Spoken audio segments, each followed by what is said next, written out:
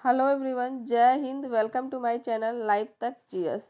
आज हम आपको बीटीएससी यानी कि बिहार तकनीकी सेवा आयोग Bihar ANM auxiliary nursing midwifery का प्रैक्टिस सेट 7 का प्रैक्टिस करवाऊंगी।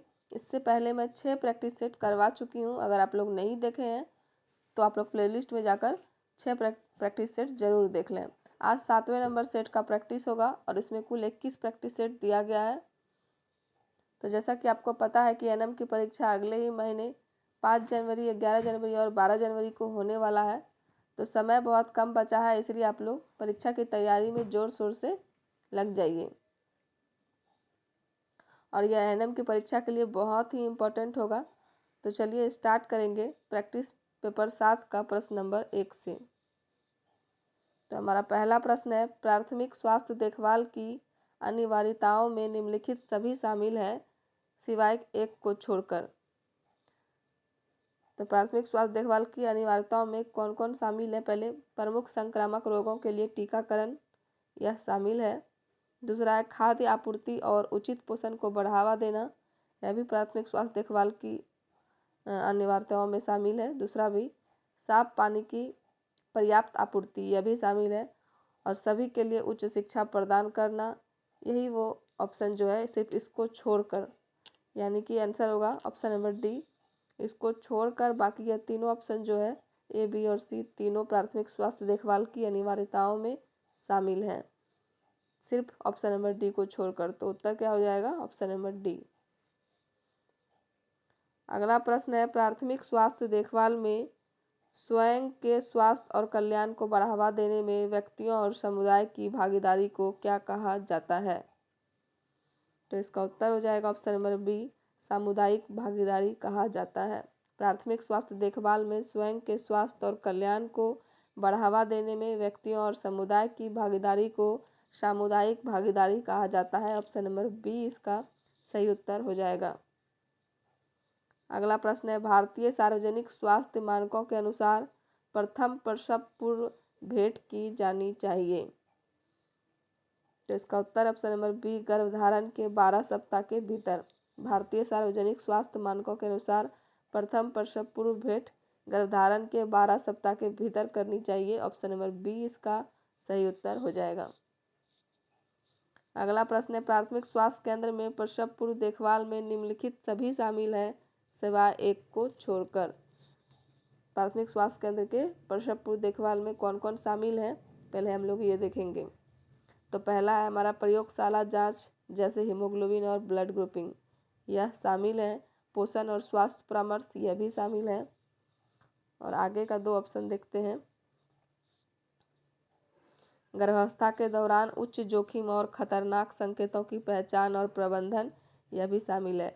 उच्च जोखिम भरी प्रसव का संचालन, ऑप्शन नंबर डी जो है यह शामिल नहीं है, तो इसलिए इसका उत्तर हो जाएगा ऑप्शन नंबर डी। अगला प्रश्न है, परिभाषिक शब्द जल्दी स्तनपान कराने की शुरुआत का अर्थ है। परिभाषिक शब्द जल्दी स्तनपान कराने की शुरुआत का अर्थ है प्रसव के बाद 1 घंटे के भीतर स्तनपान कराने की शुरुआत करना। प्रसव के बाद 1 घंटे के भीतर स्तनपान करवाने की शुरुआत करना, इसका अर्थ है परिभाषिक शब्द जल्दी स्तनपान कराने की शुरुआत का अर्थ है। ऑप्शन नंबर बी इसका सही उत्तर हो जाएगा। अगला प्रश्न है, पीएचसी में बीमार बच्चों की आपातकालीन देखभाल हेतु, पीएचसी में बीमार बच्चों की आपातकालीन देखभाल हेतु पालन की जाने वाली रणनीति कौन सी है? तो इसका उत्तर ऑप्शन नंबर सी, IMNCI दिशा निर्देश। ऑप्शन नंबर सी इसका सही उत्तर हो जाएगा। अगला है, सामुदायिक स्तर पर स्वच्छता बनाए रखने के लिए निम्नलिखित उपाय करेंगे सिवाय एक को छोड़कर। स्वच्छता स्तर पर स्वच्छता बनाए रखने के लिए कौन कौन से उपाय हम लोग करते हैं? उचित अपशिष्ट निपटान, यह करते हैं। जल संसाधन के नुकसान से बचें, यह भी। उच्च शोर से बचें, यह भी। अनुचित आवास सुविधाएं, यह नहीं है उसका, तो इसलिए इसका उत्तर हो जाएगा ऑप्शन नंबर डी, सामुदायिक स्तर पर स्वच्छता बनाए रखने के लिए अनुचित आवास सुविधाएं, इसको यह नहीं है उसका विशेषता, तो इसलिए ऑप्शन नंबर डी इसका उत्तर हो जाएगा। बाकी यह तीनों इसका उपाय है। आगे देखेंगे, असुरक्षित जल से फैलने वाली बीमारियां। असुरक्षित जल से फैलने वाली बीमारियां निम्नलिखित सभी हैं सिवाय एक को छोड़कर। तो हैजा जो है यह जल से फैलने वाली बीमारियां हैं, असुरक्षित जल से, पेचिस भी और टाइफाइड भी। तो किसको, चेचक जो है यह जल से नहीं फैलता है, तो इसलिए इसका उत्तर हो जाएगा ऑप्शन नंबर डी। अगला प्रश्न है, बच्चों को दस्त से बचाने के लिए टीका जिसका प्रशासन किया जाता है वह कौन सा है? तो वह है रोटा वायरस। बच्चों को दस्त से बचाने के लिए टीका प्रशासन किया जाता है वह है rota virus. Option number C इसका सही उत्तर हो जाएगा।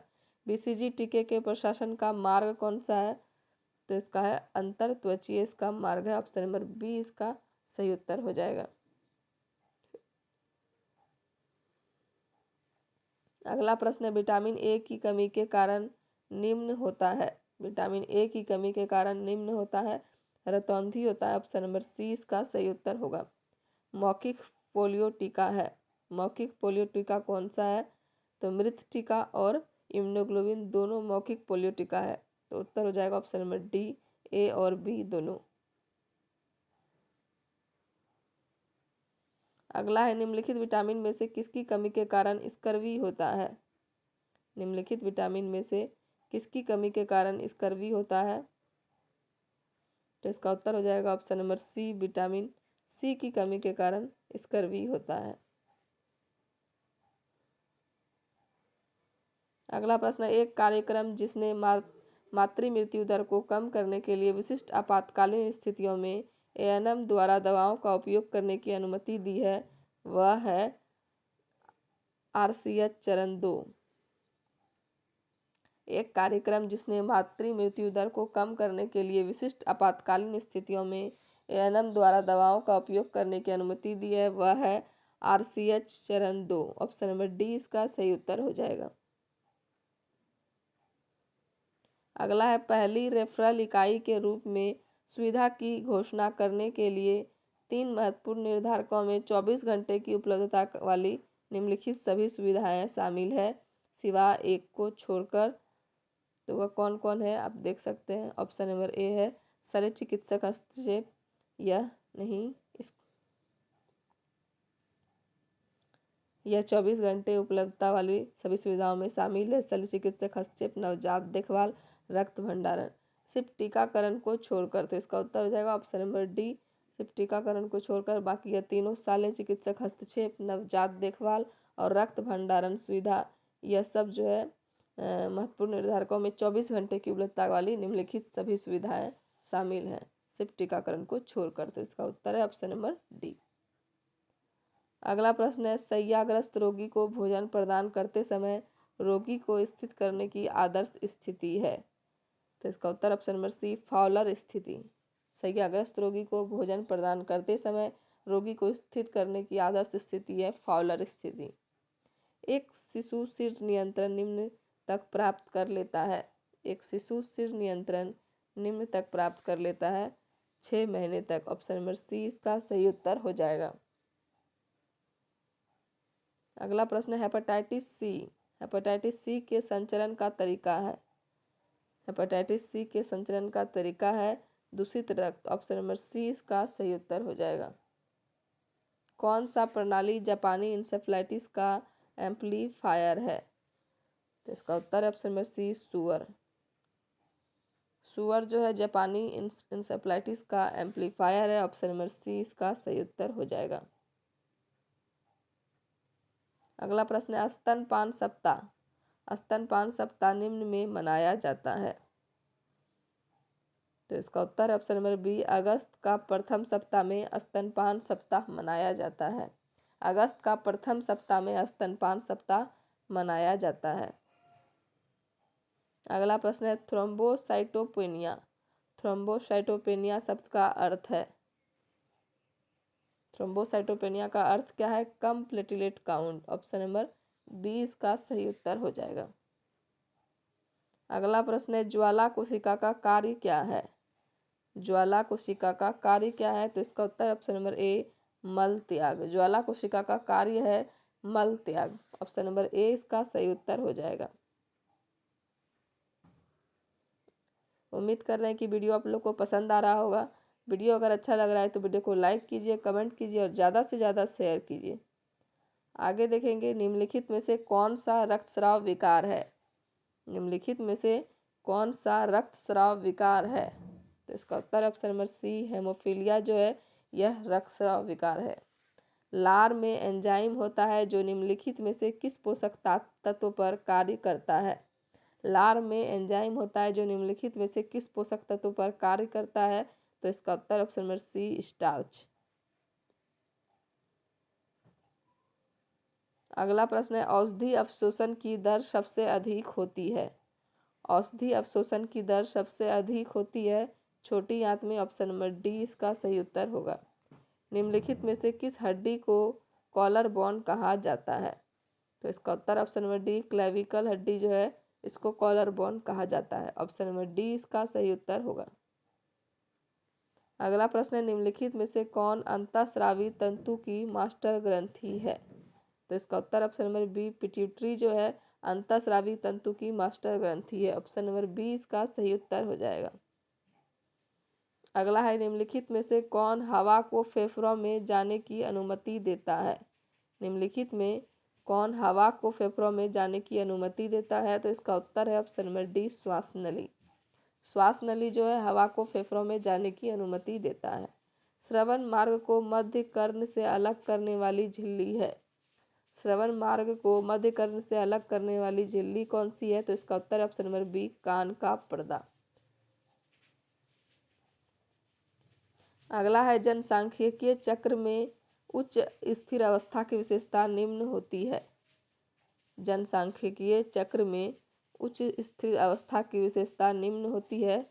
तो इसका उत्तर ऑप्शन नंबर ए उच्च जन्म दर और उच्च मृत्यु दर।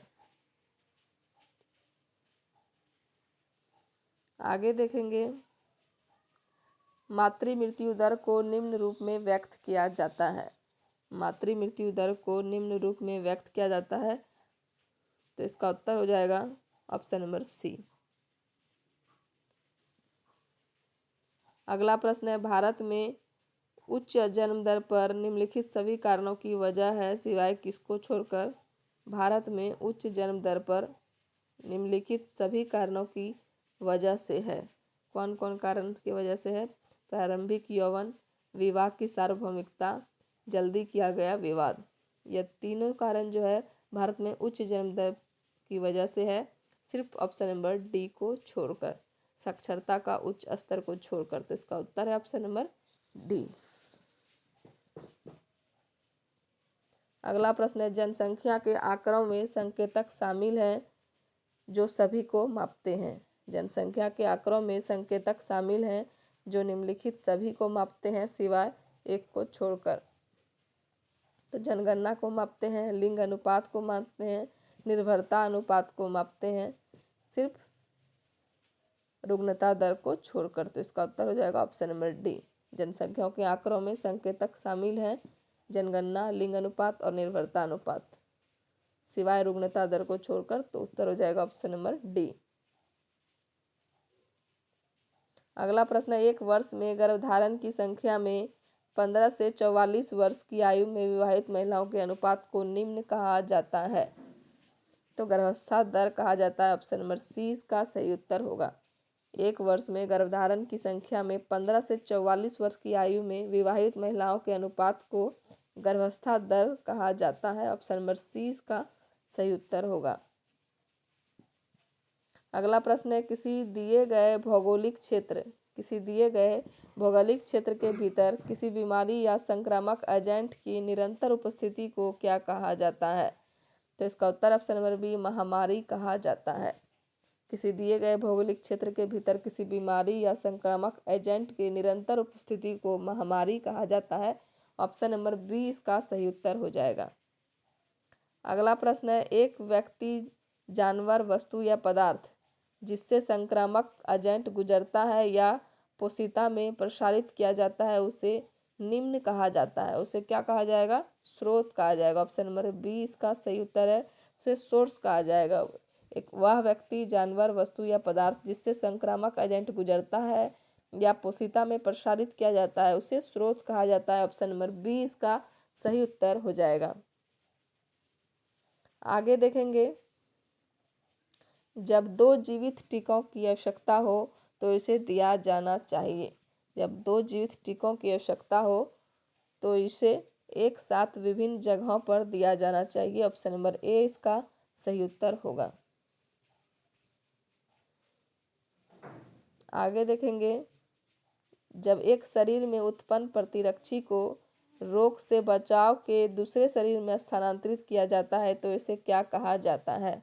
इसे निष्क्रिय प्रतिरक्षा कहा जाता है। जब एक शरीर में उत्पन्न प्रतिरक्षी को रोग से बचाव के लिए दूसरे शरीर में स्थानांतरित किया जाता है तो इसे निष्क्रिय प्रतिरक्षा कहा जाता है। ऑप्शन नंबर सी इसका सही उत्तर होगा। अगला प्रश्न, एपिजियोटोमी किसके दौरान किया जाता है? एपिजियोटोमी इसके दौरान किया जाता है तो प्रसव के दूसरे चरण के दौरान किया जाता है। ऑप्शन नंबर बी इसका सही उत्तर होगा। अगला है, एक देशी महिला जिसने कभी बच्चे को जन्म नहीं दिया उसे क्या कहा जाएगा? उसे नल्लीपरा कहा जाता है। एक ऐसी महिला जिसने कभी बच्चे को जन्म नहीं दिया उसे नल्लीपरा कहा जाता है। ऑप्शन नंबर ए इसका सही उत्तर होगा। अगला है, गर्भावस्था के कॉर्पस ल्यूटियम द्वारा लगभग विशेष रूप से निर्मित एक पेप्टाइड हार्मोन है। कौन सा है? तो इसका उत्तर option number B relaxin hormone. गर्भावस्था के कॉर्पस ल्यूटियम द्वारा लगभग विशेष रूप से निर्मित एक पेप्टाइड हार्मोन है और वह हार्मोन का नाम है रिलैक्सिन। ऑप्शन नंबर बी इसका सही उत्तर होगा। अगला प्रश्न है, गर्भावस्था के दौरान चेहरे के बढ़े हुए रंजकता को कहा जाता है? गर्भावस्था के दौरान चेहरे के बढ़े हुए रंजकता को क्या कहा जाता है? तो क्लोज्मा कहा जाता है। ऑप्शन नंबर सी इसका सही उत्तर होगा। अगला प्रश्न है, पहले 24 से 48 घंटे के दौरान स्तन से स्रावित होने वाले पतले सीरस द्रव को क्या कहा जाता है? तो इसका उत्तर ऑप्शन नंबर सी कोलेस्ट्रॉम कहा जाता है। पहले 24 से 48 घंटे के दौरान स्तन से स्रावित होने वाले पतले सीरस द्रव को कोलेस्ट्रॉम कहा जाता है। ऑप्शन नंबर सी इसका सही उत्तर हो जाएगा। अगला प्रश्न है, आरसीएच चरण 1 के तहत प्रदान की जाने वाली आवश्यक प्रसूति देखभाल निम्नलिखित सभी हैं सिवाय किसको छोड़कर? तो गर्भावस्था का प्रारंभिक पंजीकरण या इसकी आवश्यक प्रसूति देखभाल है, और एएनएम या चिकित्सा अधिकारी द्वारा न्यूनतम 10 जन्म पूर्व जांच का प्रावधान। तो इसी को छोड़कर ऑप्शन नंबर बी जो है इसको छोड़कर बाकी सभी जो है आरसीएच चरण 1 के तहत प्रदान की जाने वाली आवश्यक प्रसूति देखभाल में सभी शामिल हैं। सुरक्षित अस्पताल या घर पर प्रसव का प्रावधान, यह भी प्रसव काल के बाद 3 जांच का प्रावधान, यह भी सिर्फ एएनएम या चिकित्सा अधिकारी द्वारा न्यूनतम 10 जन्म पूर्व जांच का प्रावधान, इसको छोड़कर। तो इसका उत्तर हो जाएगा ऑप्शन नंबर बी। अगला है, कंगारू माता देखभाल। कंगारू माता देखभाल के लाभ निम्नलिखित सभी हैं सिवाय एक को छोड़कर। तो इसका उत्तर हो जाएगा ऑप्शन नंबर सी शिशुओं में संक्रमण बढ़ाता है, इसको छोड़कर बाकी मातृ शिशु बंधन में सुधार, माताओं में दूध का उत्पादन बढ़ाता है, बच्चे को गर्म रखता है। यह तीनों कंगारू माता देखभाल के लाभ में शामिल है। सिर्फ एक को छोड़कर, शिशु को संक्रमण बढ़ाता है, सिर्फ इसको छोड़कर। अब तो इसका उत्तर हो जाएगा ऑप्शन नंबर सी। अगला प्रश्न है, गर्भवती महिला को गर्भावस्था के निम्नलिखित में से किस महीने में 2 बार प्रसव पूर्व क्लिनिक में जाना चाहिए? गर्भवती महिला को गर्भावस्था के निम्नलिखित में से किस महीने में 2 बार प्रसव पूर्व क्लिनिक में जाना चाहिए? तो इसका उत्तर ऑप्शन नंबर सी 8वां महीना में। अगला है, प्रसव पूर्व देखभाल के उद्देश्य निम्नलिखित सभी हैं सिवाय एक को छोड़कर। प्रसव पूर्व देखभाल के उद्देश्य कौन कौन है? तो माता के स्वास्थ्य को बढ़ावा देना और उसकी रक्षा करना, यह है किशोर गर्भावस्था को रोकने के लिए। इसी को छोड़कर ऑप्शन नंबर बी ही इसका सही उत्तर होगा। सिर्फ इसको छोड़कर बाकी शिशु और मातृ मृत्यु दर को कम करने के लिए यह भी प्रसव पूर्व देखभाल का उद्देश्य है। माता के साथ आने वाले 5 के नीचे की देखभाल करना, यह भी प्रसव पूर्व देखभाल का उद्देश्य है। सिर्फ किशोर गर्भावस्था को रोकने के लिए यह इनका उद्देश्य नहीं है, इसलिए इसका उत्तर हो जाएगा ऑप्शन नंबर बी।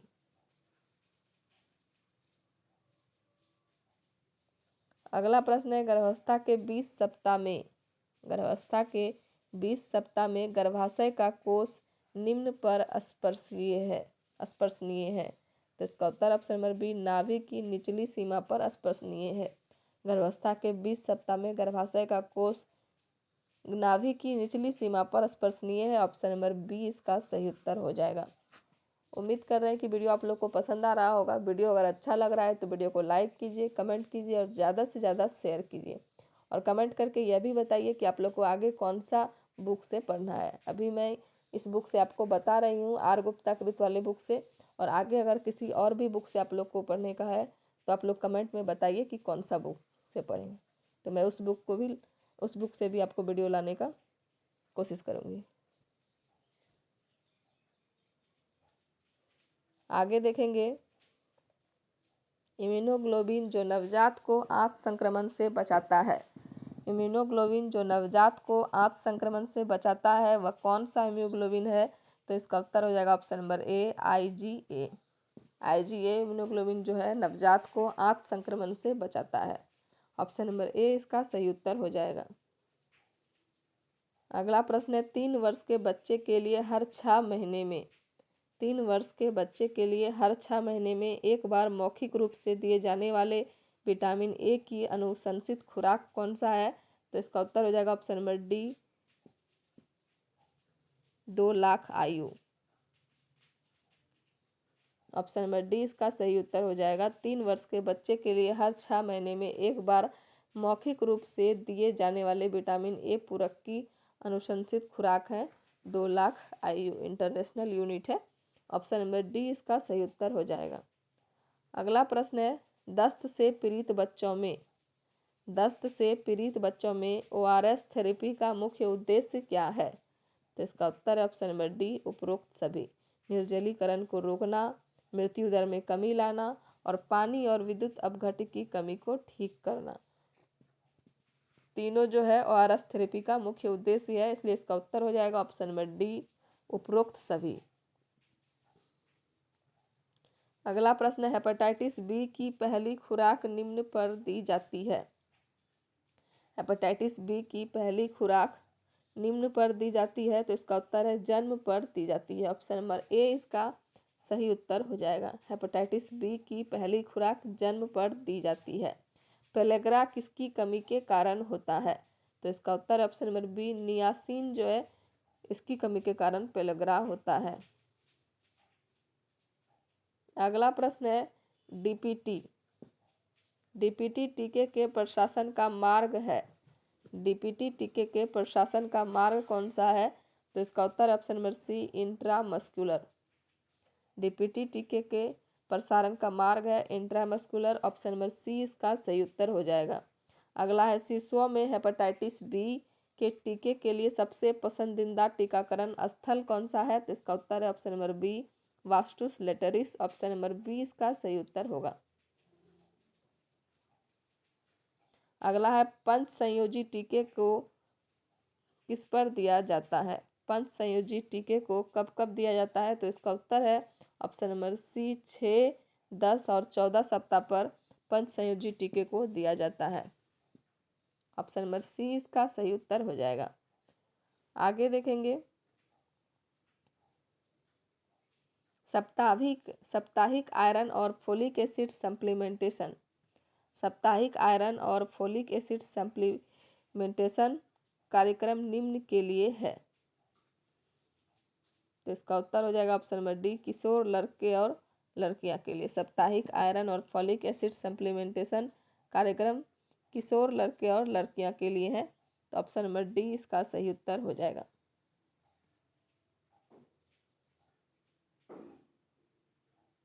अगला है, किशोर स्वास्थ्य कार्यक्रम आयरन और फॉलिक एसिड की खुराक निम्न पर प्रदान करता है।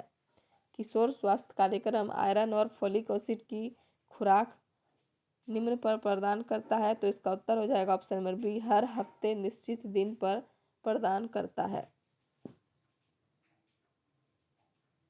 अगला प्रश्न है, किशोरों के स्वास्थ्य को बनाए रखने और कृमि संक्रमण के नियंत्रण के लिए टैबलेट अल्बेंडाजोल दिया जाता है? वर्ष में 2 बार दिया जाता है। ऑप्शन नंबर 20 का सही उत्तर हो जाएगा। किशोरों के स्वास्थ्य को बनाए रखने और कृमि संक्रमण को नियंत्रण के लिए टैबलेट अल्बेंडाजोल जो दिया जाता है यह वर्ष में 2 बार दिया जाता है। ऑप्शन नंबर 20 का सही उत्तर हो जाएगा। अगला प्रश्न है, आकार को सीमित करने और जन्मों के बीच अंतराल को नियंत्रित करने का एकमात्र तरीका निम्न द्वारा है? परिवार नियोजन द्वारा है। ऑप्शन नंबर 20 का सही उत्तर होगा। आकार को सीमित करने और जन्मों के बीच के अंतराल को नियंत्रित करने का एकमात्र तरीका परिवार नियोजन द्वारा है। ऑप्शन नंबर 20 का सही उत्तर होगा। अगला प्रश्न है, निम्नलिखित में से कौन सा लक्षण सक्रिय यक्ष्मा के रोगियों में आमतौर पर होता है? तो वजन हानि। ऑप्शन नंबर ए इसका सही उत्तर होगा। अगला है, राइस वाटर स्टूल तंडुल जनवत मल किसका लक्षण है? तंडुल जनवत मल जो है यह किसका लक्षण है? तो इसका उत्तर हो जाएगा ऑप्शन नंबर ए हैजा का लक्षण है। आगे देखेंगे, पुरुष नसबंदी को अन्यथा क्या कहा जाता है?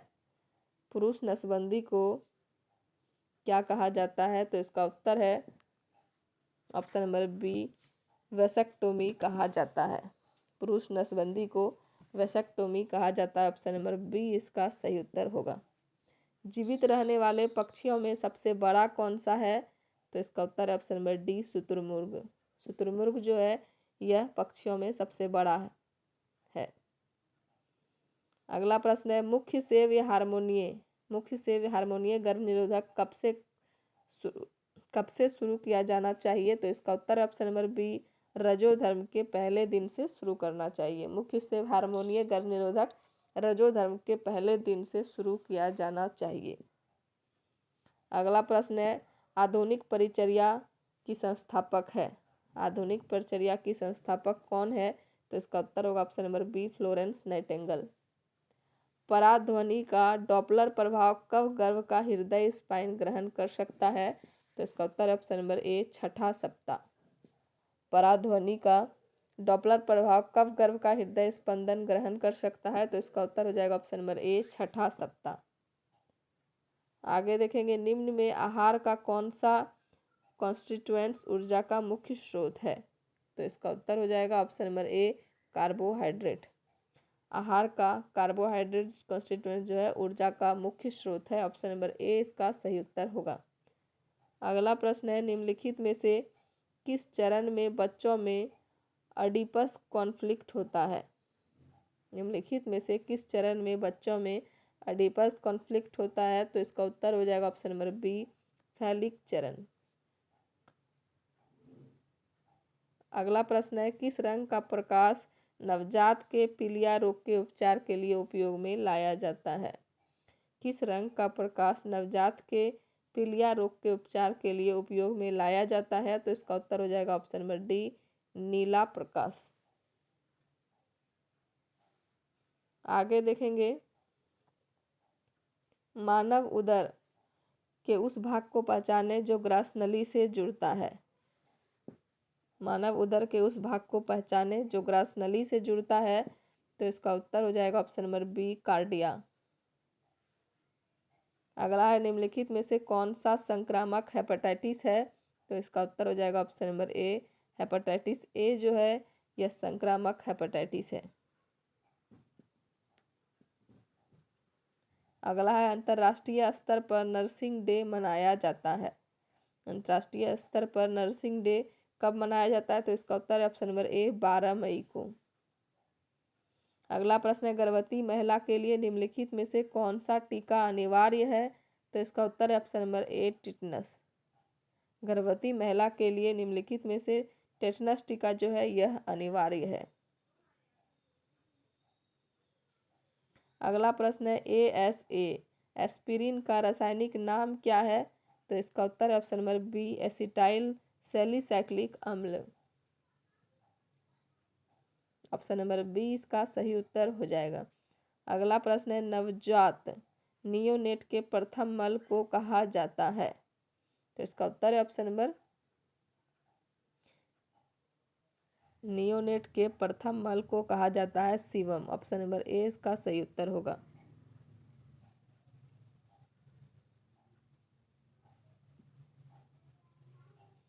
इसमें हमको कन्फ्यूजन है, इस प्रश्न में सीवम होगा या मेकोनियम। आप लोग कमेंट करके बताइएगा, हम भी देख के आपको बताएंगे। नियोनेट के प्रथम मल को मेकोनियम कहा जाता है, लेकिन आप लोग बताइएगा कमेंट करके कि क्या इसको कहा जाता है। अपगार स्कोर में निम्न में से कौन सा पैरामीटर सम्मिलित नहीं किया जाता है? अपगार स्कोर में निम्न में से कौन सा पैरामीटर सम्मिलित नहीं किया जाता है? तो इसका उत्तर है ऑप्शन नंबर बी, रक्तचाप। रक्तचाप को अपगार स्कोर में सम्मिलित नहीं किया जाता है। बाकी हृदय गति, मांसपेशी का टोन और बच्चे का रंग, यह तीनों अपगार स्कोर में सम्मिलित किया जाता है। अगला प्रश्न है, थैलेसीमिया एक जन्मजात क्या है? थैलेसीमिया एक जन्मजात रक्त विकार है। ऑप्शन नंबर बी इसका सही उत्तर हो जाएगा। आगे देखेंगे, ब्लू बेबी सिंड्रोम जल में से किस लवण की उपस्थिति के कारण होता है? ब्लू बेबी सिंड्रोम जल में से किस लवण की उपस्थिति के कारण होता है? तो इसका उत्तर ऑप्शन नंबर सी, नाइट्रेट। अगला प्रश्न है, निम्नलिखित में से कौन ग्राफिक्स सॉफ्टवेयर का प्रस्तुतिकरण है? तो इसका उत्तर है option number D, MS power point. अगला है, निम्नलिखित में से किस पर विल्म में ट्यूमर का प्रभाव पड़ता है? निम्नलिखित में से किस पर विल्म के ट्यूमर का प्रभाव पड़ता है? तो इसका उत्तर ऑप्शन नंबर बी, वृक्क किडनी पर पड़ता है। अगला है, निम्नलिखित में से कौन सा रक्त समूह सार्वभौमिक प्राप्त करता है? तो इसका उत्तर हो जाएगा ऑप्शन नंबर सी, AB। अगला है, बुलिमिया नर्वोसा और एनोरेक्सिया नर्वोसा क्या है? तो इसका उत्तर ऑप्शन नंबर बी, खाद्य विकार है। बुलिमिया नर्वोसा और एनोरेक्सिया नर्वोसा जो है खाद्य विकार है। ऑप्शन नंबर बी इसका सही उत्तर हो जाएगा। अगला है, स्नेलन चार्ट का उपयोग किसके मापने के लिए किया जाता है? तो इसका उत्तर ऑप्शन नंबर ए, दृष्टि को मापने के लिए किया जाता है। स्नेलन चार्ट का उपयोग दृष्टि को मापने के लिए किया जाता है। ऑप्शन नंबर ए इसका सही उत्तर होगा। अगला प्रश्न है, रक्त के जमाव के लिए निम्नलिखित में से कौन सा आयन पहुंचाता है? रक्त के जमाव के लिए निम्नलिखित में से कौन सा आयन पहुंचाता है? तो इसका उत्तर है ऑप्शन नंबर ए, Ca+2। अगला प्रश्न हो जाएगा, नवजात शिशु का वजन किस उम्र में जन्म के समय के वजन का दोगुना हो जाता है? तो इसका उत्तर ऑप्शन नंबर ए, 6 महीने में। नवजात शिशु का वजन 6 महीने में दोगुना हो जाता है।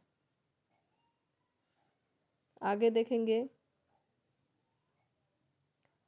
एंजियोग्राफी किसके एक्सरे का विजुअलाइजेशन है? एंजियोग्राफी जो है किसके एक्सरे का विजुअलाइजेशन है? तो इसका उत्तर हो जाएगा ऑप्शन नंबर डी, रक्त नलिकाएं। अगला प्रश्न है, किसके विरुद्ध सुरक्षा हेतु MMR टीका लगाया जाता है? तो इसका उत्तर है option number A, measles, mumps और रूबेला। मीजल, मम्स और रूबेला के विरुद्ध सुरक्षा हेतु MMR का टीका लगाया जाता है। ऑप्शन नंबर ए इसका सही उत्तर होगा। अगला प्रश्न है, निम्नलिखित में से कौन डिप्थीरिया की जांच है? डिप्थीरिया की जांच कौन सा है? तो इसका उत्तर हो जाएगा ऑप्शन नंबर बी, सिक जांच जो है यह डिप्थीरिया का जांच है। अगला है, सामान्य मानव कोशिका में गुणसूत्रों की संख्या कितनी होती है? तो इसका उत्तर है ऑप्शन नंबर ए, 46 होती है। अगला प्रश्न है, उन रोगियों को पैरासीटामोल नहीं दिया जाता है जो पहले से ही किससे ग्रस्त है? यकृत संबंधी विकार से ग्रस्त है। उन रोगियों को पैरासीटामोल नहीं दिया जाता है जो पहले से ही यकृत संबंधी विकार से ग्रस्त है। ऑप्शन नंबर ए इसका सही उत्तर हो जाएगा। अगला प्रश्न है, अस्पताल के कचरे के निपटान का सबसे प्रभावी तरीका कौन सा है? तो इसका उत्तर है ऑप्शन नंबर डी, भस्मीकरण। अस्पताल के कचरे का निपटान का सबसे प्रभावी तरीका है भस्मीकरण। ऑप्शन नंबर डी इसका सही उत्तर होगा। अगला प्रश्न है, किडनी की मौलिक कार्यात्मक इकाई क्या है? तो इसका उत्तर है option number B, nephron. Option number B इसका सही उत्तर होगा। वृक्क की मौलिक कार्यात्मक इकाई नेफ्रॉन होता है। ऑप्शन नंबर बी इसका सही उत्तर है।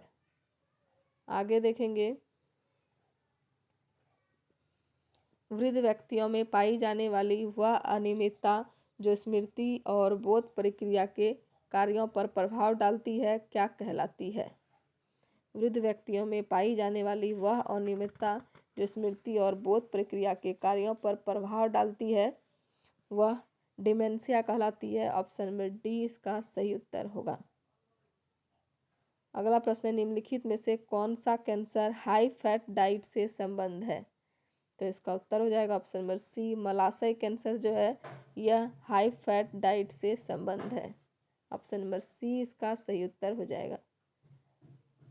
अगला प्रश्न है, इंसुलिन मुख्य मार्ग से नहीं दिया जाता है क्योंकि यह जीआईटी से नष्ट हो जाता है। इंसुलिन जो है मुख्य मार्ग से नहीं दिया जाता है क्योंकि यह जीआईटी से नष्ट हो जाता है। ऑप्शन नंबर सी इसका सही उत्तर होगा। अगला है एएमबीयू, एम्बूबैक का पूरा नाम क्या है?